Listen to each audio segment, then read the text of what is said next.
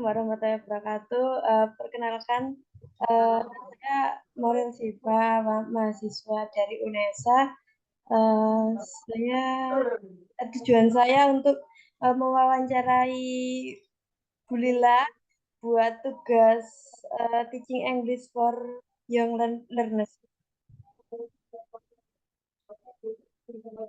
Uh, Bu Lila, kalau ngajar itu metode atau teknik yang diterapkan pas ngajar bahasa Inggris itu biasanya pakai teknik apa?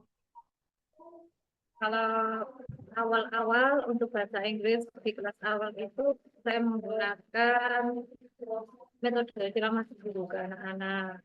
Kalau itu menggunakan metode pembelajaran bisa tanya jawab. Karena kelas awal biasanya hanya pengetahuan kosakata yang dipelajari di Oh, kelas awal untuk bahasa Inggris biasanya hanya pengenalan kata-kata. baik. Eh,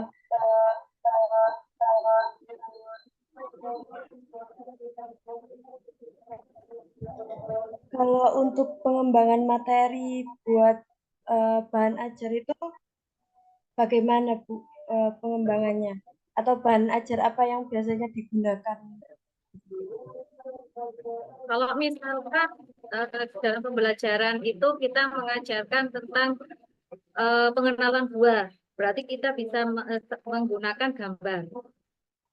Kalau misalkan membawa buah asli terlalu berat, berarti lebih mudah kita menggunakan untuk gambar-gambar, gambar-gambar buah, ataupun pengenalan tentang kendaraan, warna, itu biasanya di kelas awal-awal itu juga menggunakan gambar-gambar. Jadi lebih nyata.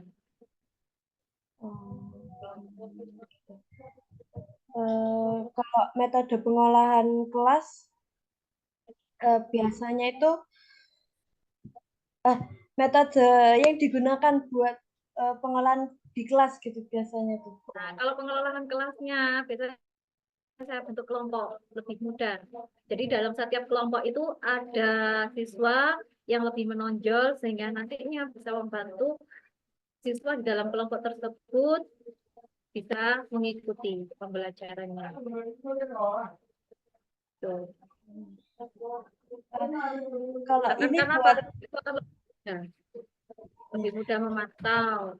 Kalau kita buat grafika itu akan lebih sulit. Kalau kelompok kan kita mendatangi setiap pembelajaran itu kalau setelah dijelaskan dan anak-anak diberi praktek, kita bisa memantau tiap-tiap kelompok itu. baik. Ini untuk asesmennya, Bu. Kalau buat asesmen itu penilaiannya itu dilakukan secara formatif atau sumatif atau dilakukan dua-duanya. Dan penilaian itu mencakup berbagai aspek kemampuan siswa termasuk aspek-aspek berpusat pada siswa seperti kreatif dan pemecahan masalah. Coba diulangi lagi, kurang jelas. Buat penilaiannya, Nah, apakah penilaian dilakukan secara formatif, sumatif, atau keduanya? Bagaimana pemilihan pendekatan ini mempengaruhi efektivitas penilaian? Nah, kalau penilaian yang dilakukan di dalam kelas, misalkan kalau dalam pembelajaran, itu bisa dilakukan melalui praktek, bisa juga tes tulis. Tapi kita juga melakukan penilaian sumatif. Itu biasanya dilakukan kalau dalam pembelajaran satu bab selesai. Itu sumatif. Jadi aspek-aspek yang dinilai bisa dari setiap proses pembelajaran di setiap harinya, itu melalui praktek tadi bisa atau melalui tes saat pembelajaran.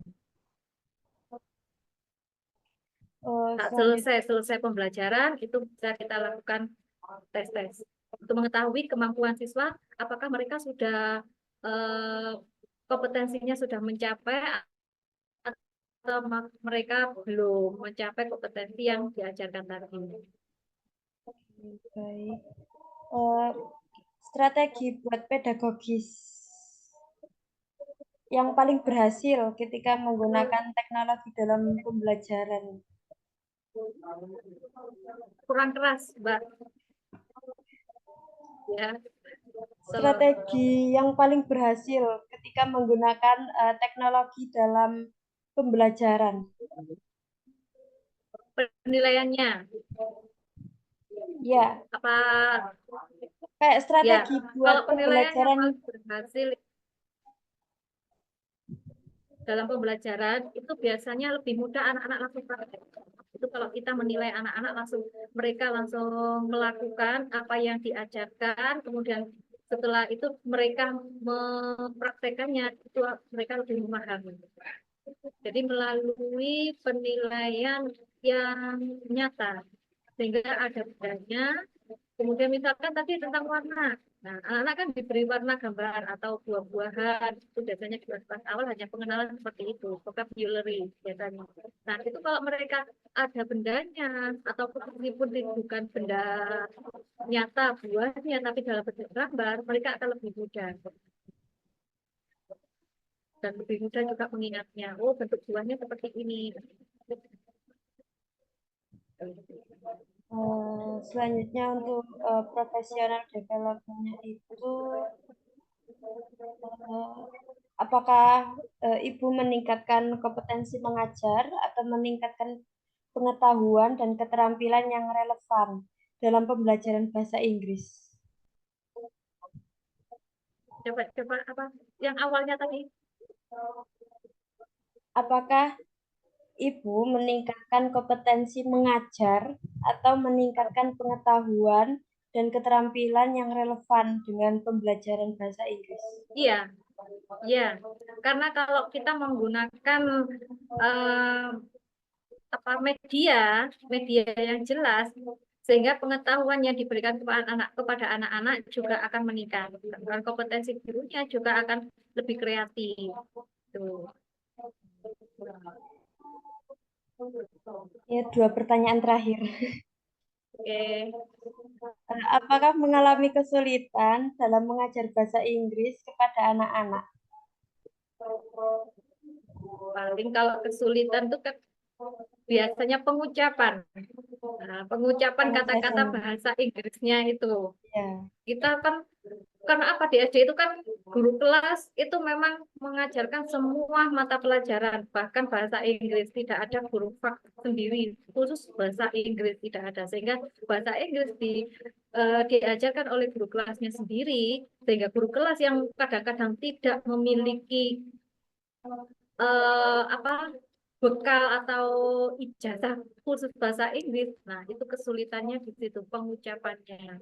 Pengucapan kadang-kadang kita harus memang sebagai guru kita harus tetap terus belajar, belajar, belajar dan belajar. Jadi tidak hanya muridnya saja yang belajar, gurunya tetap harus belajar juga. Gitu. Untuk yang terakhir, bagaimana Ibu mengatasi potensi perbedaan tingkat konsentrasi dan perhatian di kelas? Kan setiap anak itu beda-beda ya Bu itunya, karakteristiknya gitu. Kalau memang ada misalkan ada beberapa anak yang kita fokus, nah, kita alihkan bisa melalui nyanyian kalau dalam bahasa Inggris, berarti kita bisa lakukan nyanyi dalam bahasa Inggris. Jadi kita buat mereka itu belajar sambil bermain, sehingga mereka akan lebih fokus. Bukan hanya bermain saja, tapi belajar sambil bermain. Jadi bisa menggunakan benda-benda yang media tadi, kita bisa gunakan sebagai permainan atau bisa kita ajak menyanyi dalam bentuk warna. Itu sehingga anak-anak, kalau anak-anak kelas kecil atau kelas rendah, itu akan lebih suka. Mereka tidak akan merasa jenuh untuk belajar. Oh, bahasa Inggris sulit. Bahasa Inggris sulit. Tidak. Tapi kreativitas seorang guru itu mengajak siswanya supaya mereka tidak akan pernah merasa bosan dan selalu untuk fokus dan ingin selalu belajar. Gitu. Oke, Ada salah satu apa itu Cynthia gitu loh. Itu siapa? oh ini itu kelompok sama aku. Terima kasih Bu Lila. Oke, sama-sama. Ya, sekian dari saya. Wassalamualaikum warahmatullahi wabarakatuh. Waalaikumsalam warahmatullahi wabarakatuh.